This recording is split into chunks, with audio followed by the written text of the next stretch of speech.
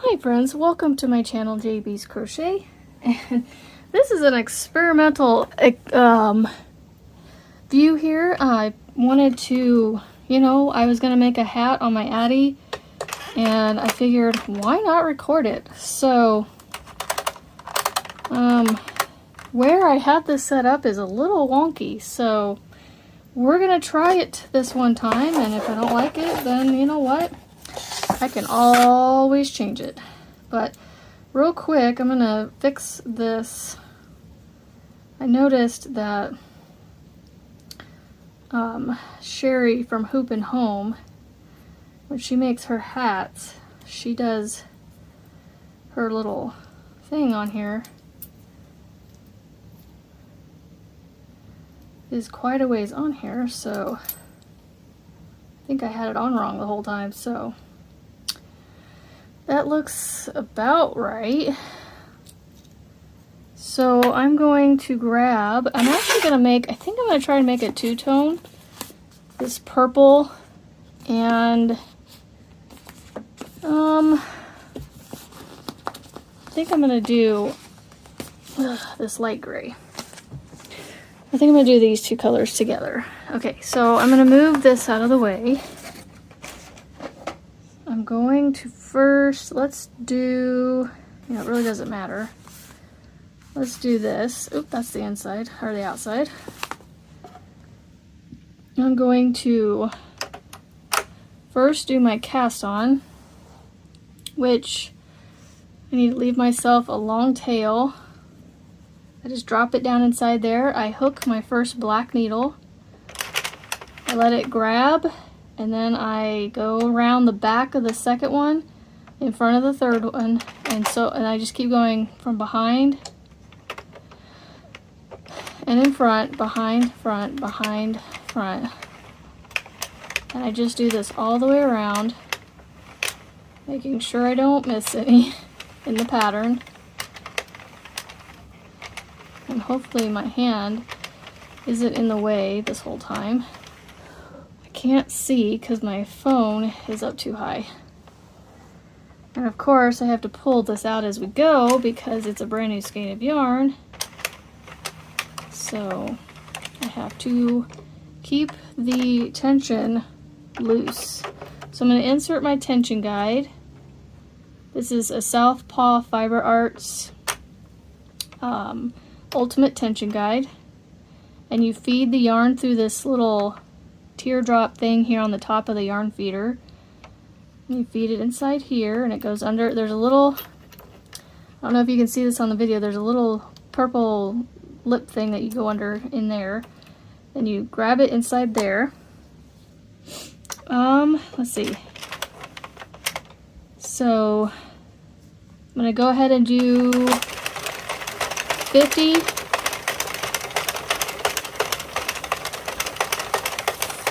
to actually probably 60 to 70 rows, because I've decided 130 to 140 is about a good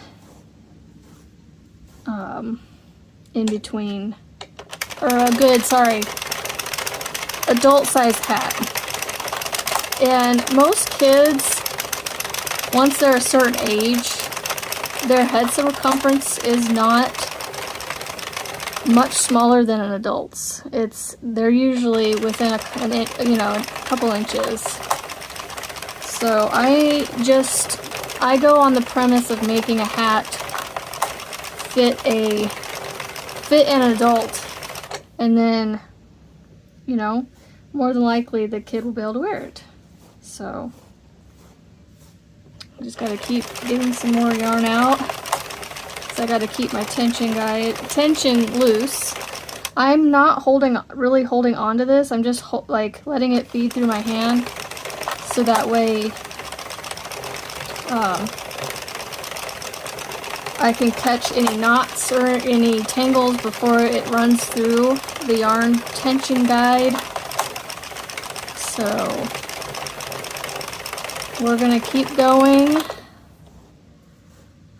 to, like I said, probably 65 to 70 rounds. And then I'm going to change my color to the silver. So that way when when the beanie's made, it can be a reversible hat where you have purple on the crown of the head and a silver brim, or you have vice versa. No, go please. Go please. Do not get any food out while I'm busy. Go please. I'm busy. Go please. I'm busy. Go please. How many times have I said that now? I'm busy. Go please. No.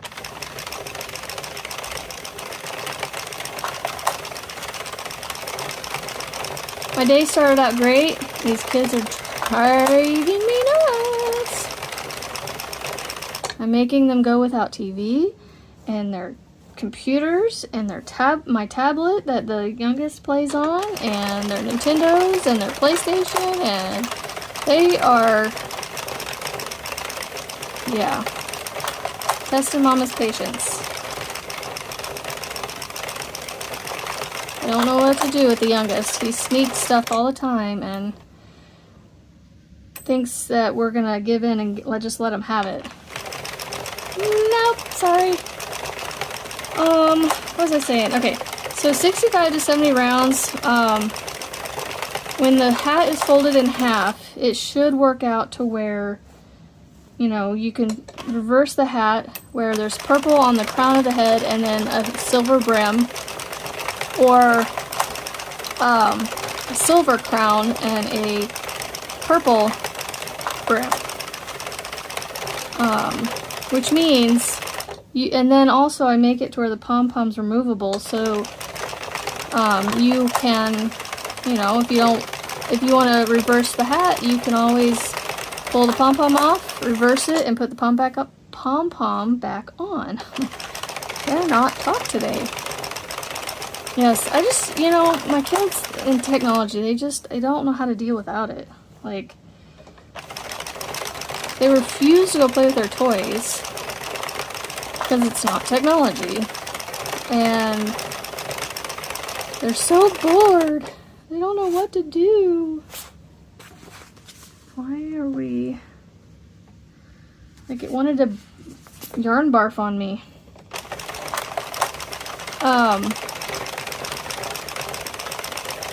So I have been trying to get through the day until Daddy gets home. Daddy wants to turn on TV and watch something, and they end up watching it with him, or if Daddy wants to play video games and, you know, allows them to play it with him, then so be it. But I am going to be bad cop, so to speak, during the day, and you know what? Be creative. Figure out how to play with your toys in a whole different way. You know? I mean, I have my crochet and my knitting machine here, and yes, I know I have stuff I could do. A lot of stuff that I could do. So, you know, and finding new ways to use it. I think I'm almost to the point where I don't have to keep pulling it out of the skein. I'm about halfway done with my first half. So I'm about a quarter of the way done with the hat. I'm at 36 right now. And so we are getting close to changing colors. I think I can just allow that to feed through there now. I've got this table so close to my chair, it's actually hitting my chair. Before when I was recording where it was further away. I do need to check to make sure it's still recording, because my phone, after it gets so full, or gets close to being full, it decides to quit recording for me and pause my video, and since I can't see what I'm doing on my phone, I have to stand up and look every once in a while. So, I'm trying to think. 60 is 120. I want to go to 30 to 40, so I'm going to do,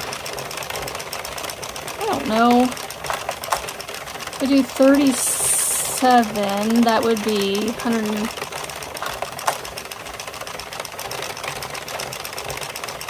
No, hold on. 30. My math is not computing. Not computing. Alright, so 65 and 65 is 130. Okay, so I'm going to go between 65 and 70 somewhere. Fiber, oh, my nose. I really need to go get a can of air to clean the fibers and dust off this thing. And I also need to stop dragging my feet. And just create a dust cover for this. It can't be that hard. I just gotta make something cylindrical and round and cylindrical so that it fits over the top of this with the handle and all that jazz. Alright, so we are coming up on 60 in just a few rows, so that means probably another 9 or so rows.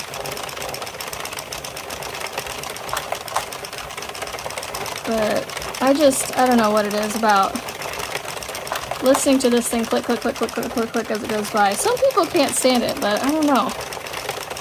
There's something, I don't know if it's cathartic or therapeutic or it's not relaxing, but there's just something neat about it. Alright. Coming up on 65. I do 66, that's 132. If I do 67, that's 134. I think I'll do 67, right? 65 and 65 is 130.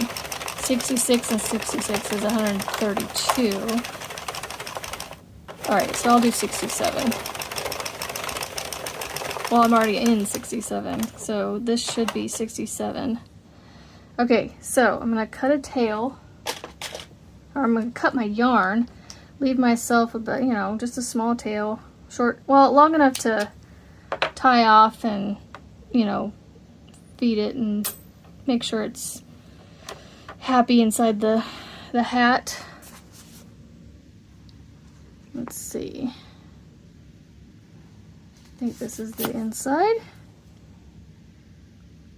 Pulled out just a tiny bit.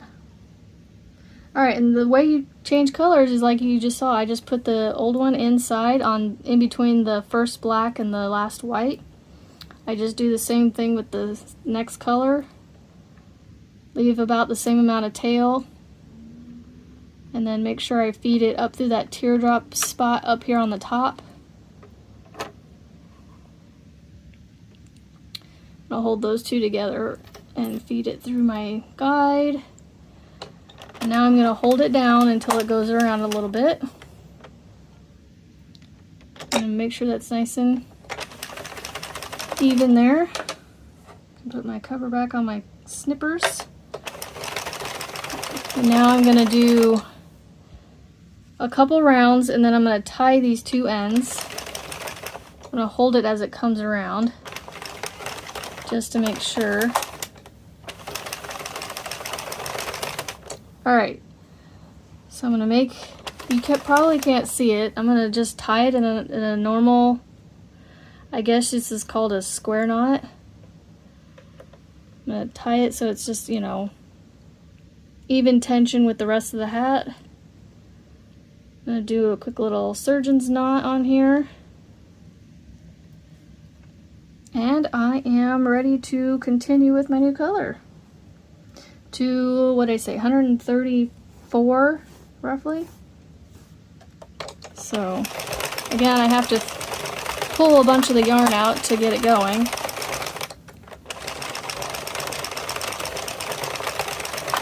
But these Addies, they sure, at least mine, sure loves these slippery yarns. Like the shine from Big Twist. Karen Simply Soft, and then Michael's Loops and Threads, Soft and Shiny, I think is what it's called. So, it likes to come out when I pull out like that. Stay in the red thing.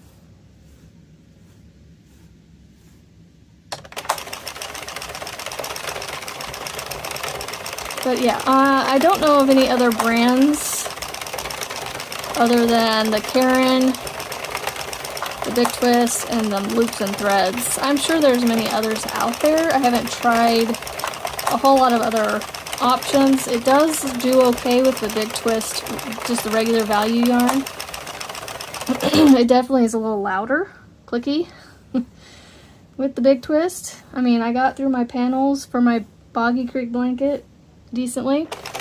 And to be honest, you know, someone was saying that with the kids being in Florida and it's a double layer blanket, it really isn't going to be that much hotter, because when I was cuddling underneath that blanket, it really, I mean, you could almost feel the air through it. It was, I mean, it's not holy per se, but it's just, it felt like it had some ventilation to it. And honestly, you know, in hospitals and their homes, they're more than likely going to be in, you know, decently cold rooms with the AC on. Like, I mean, hospitals, I'm always cold in the hospitals. And if these kids are in the hospitals, you know, and they take these blankets with them, it's going to keep them warm. So that's why I'm not too concerned about how, you know, how hot the blankets may be, because you just never know how the kid that receives it, you know, if they get cold easily, you know. I'm in my house and it's 74 degrees and I can wear a sweatshirt in this house. I get cold easily, so I have a blanket made of puzzle yarn. Now it has holes in it, but I double layer it to get warm under it.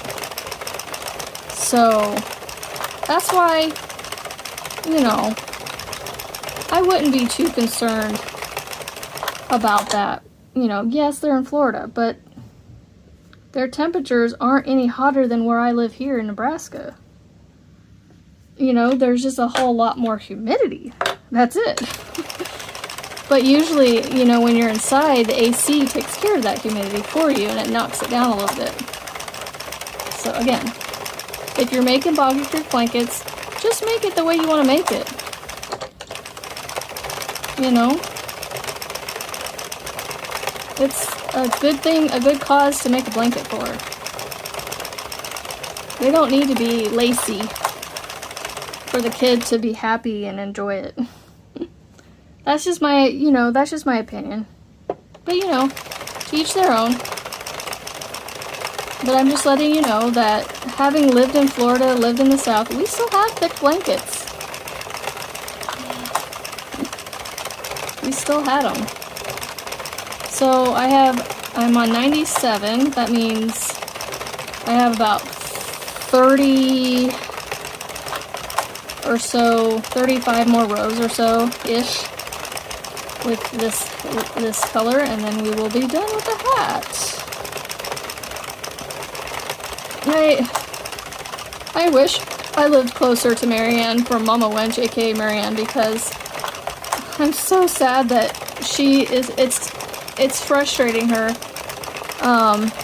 All it needs is for this red ring to jiggle back into place for her to be able to use it again. It's not broken per se. It's just, you know, you have to be like a Chinese acrobat just to get these things, from what I understand, to get these things put back together. So I am very paranoid of having to tear apart this machine, because I do not want to have any issues putting it back together. And so therefore I am going to be very patient with my machine and use yarns that I know work well, so that I don't have to necessarily break it down. Now eventually I will have to possibly disassemble it to clean it out, you know, get all the fibers and such out of the inside and maybe re-grease it, or, you know, put new silicone grease in there. I actually sprayed my handle with some silicone grease a while back, and because it was squeaking, and It's been a while now. I've done quite a bit of cranking with the silicone grease that I put on here, so I'm hoping that, you know, once or twice a year is all I have to do on putting silicone grease on this handle, if at all. You know, if I never have to again, that'd be great. Alright, 118 coming up right here, and then that means we have about 15 to 17, somewhere in there. I don't do fast math in my head, sorry. So we got about 14 more rows. There we go. My arm is definitely getting tired, but again, I've been cranking straight for 121 rows. So when I made my panel blanket, the panels for my blanket, my arm never got tired because I was changing my colors literally every 24 rows. So that little bit of break that I took between to change the colors every so often, it helped reduce arm fatigue when I made them. I was able to crank out like 2 panels in one day and it not tire my arm out too much. It's just I didn't do more than 2 because, well, you gotta have time to do it and you gotta have, you know, the motivation to do it. So I had the motivation, but it lingered. No, not lingered. It teetered off a little bit towards the end of the second one. Alright, 130. So 4 more rounds. And then this hat will be ready to assemble. And you're gonna go fast because I only have 2 more rounds left. There's 3 and 130. So I mentioned on Kim's live this morning, Fortunate Creations, that I mark this right here. I need to remark it, but this one right here I mark because that is where my last white pin ends and my first black pin starts. So that way I know that when I'm doing this and cranking along and not really, you know, thinking too much about it, I can start to slow down as I come around and know that I'm coming to that part. Alright, so I'm going to cut a long tail. I don't need a terribly long tail, I just need enough to go around the machine. So it's a good rule of thumb, they say, is to basically just kind of lay it around the machine and cut it, and then that should be long enough to grab all your stitches. So, oops, what did I just knock off? I don't know what that was. Oh, it might have been the cord. Maybe that was the cord. It sounded like I knocked something off. Oh well. Figured out eventually, huh? Alright, so I'm going to get myself one of these little tapestry needles. I'm going to feed my yarn into it. And then I'm going to actually take it off the guide, open up the guide, pull this guide out, put this inside the hat, and then make sure, if you have an Addy, make sure you get this thing shut before you start cranking, because I have come close to breaking teeth because I haven't closed that, and they will break if you don't close that. So I'm going to pull it around. I'm going to start grabbing the black ones here. So you just pull them off, put your needle through and pull them off. And so I know that there's people out there that will go they'll crank the whole thing and then go around and go around. But I've also heard people say they don't do that because you run the risk of dropping stitches. And honestly, I don't want to drop stitches because my arm's already tired from doing it once. I don't want to have to frog it and do it again. Because I'm stubborn enough that once I start something, I'm gonna, you know, want to, like, if it doesn't work and I have to frog it, I'm gonna want to frog it and get back to where I was. And so this, oh, crap, I didn't grab the whole stitch. There we go. So this, you know, if I got the whole thing done and I had to frog it, I'd do it all over again because, well, it depends on how motivated. because I mean, I am lazy. Sometimes I am too lazy. So I try to do 3 stitches at a time and grab the full stitch. Make sure you're not going between the yarn loop there. Like I said, I try to go 3 or 4 stitches at a time. And I get to talking or not talking when I do this because it's I almost have to concentrate a little harder, I feel like, to do this, because I need to make sure I'm not splitting the yarn and turning it backwards and, you know, dropping stitches and pulling on it too hard and making sure I can see what I'm doing. A lot of things go into it, so looks like I'm getting around to about halfway here. I am going to start holding on to it so it's not pulling on it so much, but I can still crank. Make sure that I grab my stitches. I need a drink here in just a minute. But I'll do that as soon as I get this off the machine.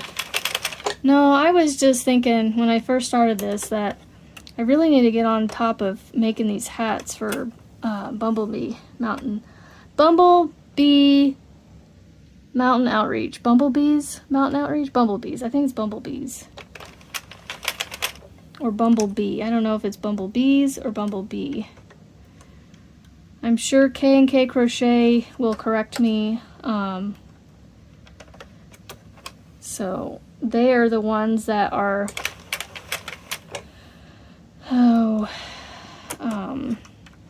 the ones that started that outreach. And I think it's yet another one of those cool things out there to do stuff for, like Boggy Creek Camp Boggy Creek, and Bumblebee Mountain Outreach. And I keep snagging these red teeth over here. Stop it. Alright, I got about 7 more, looks like. Why is that one? Oh wait, hold on, that's the last one, maybe. I don't know why I just did that. Alright, we're getting there. Slowly but surely. And I'm impatiently, well, I should say, not impatiently, but I'm anxiously, patiently, impatiently waiting on FedEx to show up today. They got 2 packages they're holding out on me with. I say they're holding out on me, but they're not purposely holding out on me. I just am like, come on, I want these packages. But then once I get them, I'm gonna be like, I'm gonna open them and be all like, well, that excitement's over. Alright, so I need some more room. I'm gonna push this out of the way, or lift it up out of the way, and then I'm going to show you how I go about doing these. So first, when I first get it off the machine, I want to take it and stretch it, loosen up the stitches. So you see how long it is now. Yes, that was my back that you just heard pop at the base of my tailbone. So what we like to do when we take these off is, I'm gonna flatten this out so I can get all the stitches all the way down to the first row here, and I'm gonna take it and just stretch it out. I mean, this is how I normally stretch. I just kind of pull it like this and hold on to it, but I try to, so it actually, see, it lengthens it quite a bit. Now, then I take, it doesn't really matter what end you do. I usually start with the end I ended on. So you gotta make sure you roll it in. As you cinch it up, you just pull on that string, the tail, and it cinches it up. And make sure you get all your stitches inside the hat here as you pull it in. It's being difficult with me. Alright, so I cinch it in.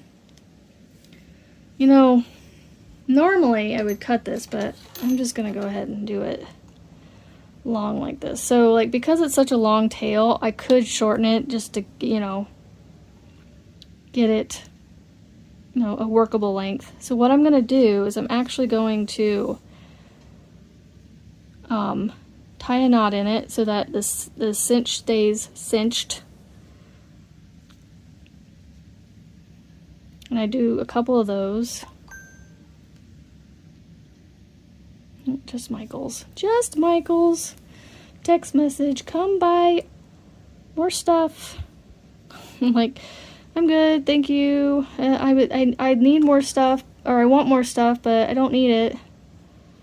And to be honest, my go-to store is not Michael's. It is Joann's or Hobby Lobby. Everybody has their stores that they like and don't like, and Michael's is just one of those stores. I don't know why I took the needle off. I need to feed it back through. Michael's is just one of those stores. I don't know. It's never been one that I was excited to go to necessarily. Alright, I gotta take my ring off because when I go inside the hat, it always catches on it, so it's one of my steps. Not everybody has that step, but that's my step. So I'm going up inside the hat with my arm, and I'm feeding the needle down the center of the hole and holding it in my hand as I pull it out the other end. And then I'm actually going to pull the other end up through the middle. I can take this off now. I'm actually going to pull it up. And if you see, when it's folded in half like this, when it's the two layers, the silver is going to either peek out or it should fold in half almost perfectly. And oh, that might be where hold on. Okay, I need to tighten this down. So give me just a second to undo this knot. I didn't really tie it down too tight. And that's the other thing about these yarns, the shiny ones, like the Karen Simply Felt. I have always been really paranoid that these are going to come out. I tie them with my surgeon knot and all that jazz, but it just still, I don't know. I just don't have a whole lot of faith in these knots staying. So I over tie. So I'll put my surgeon's knot in here, tighten it down, right over left, tighten it down, and then I'm actually going to cut these just a little bit shorter. Even though they're inside the hat, they don't need to be so long. I'm going to cut them down just a little bit. Just like that. Okay, back to pulling it through. I forgot I had to fix that because I was noticing out here that my knot, or I had a hole and I thought I had dropped a stitch, and now you can see it blends in a little better because the knot is right there. Oh yeah, drink.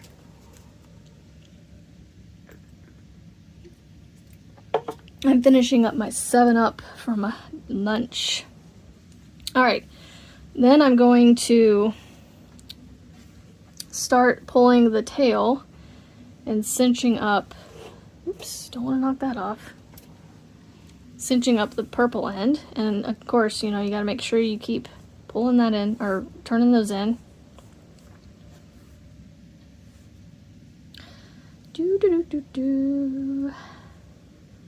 Sometimes I sing when I don't know what to say too. That's another thing I do, but I haven't really done that too much yet.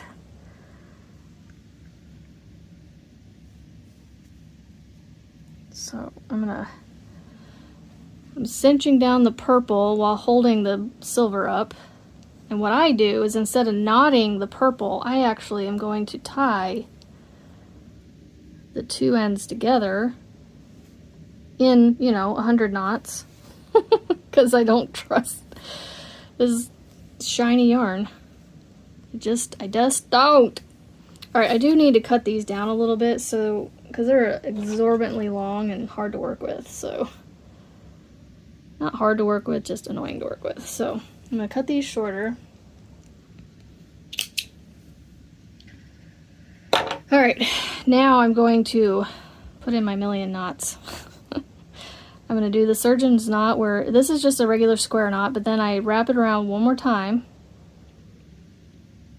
and I cinch it down tight, and then you take right over left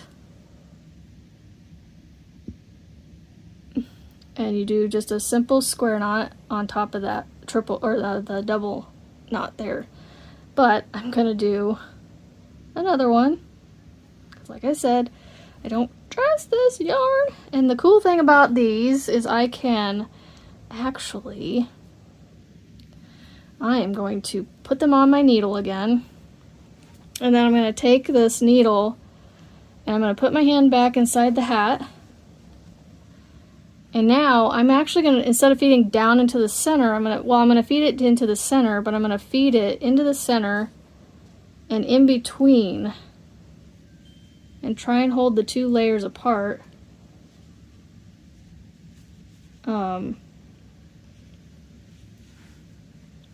Without catching it, and pull these through like that. And then what I can do is take my needle off. I can cut this short, and then when I pull on the top of the hat, watch the tails, they're going to disappear inside the two layers, so there's no tails on either side.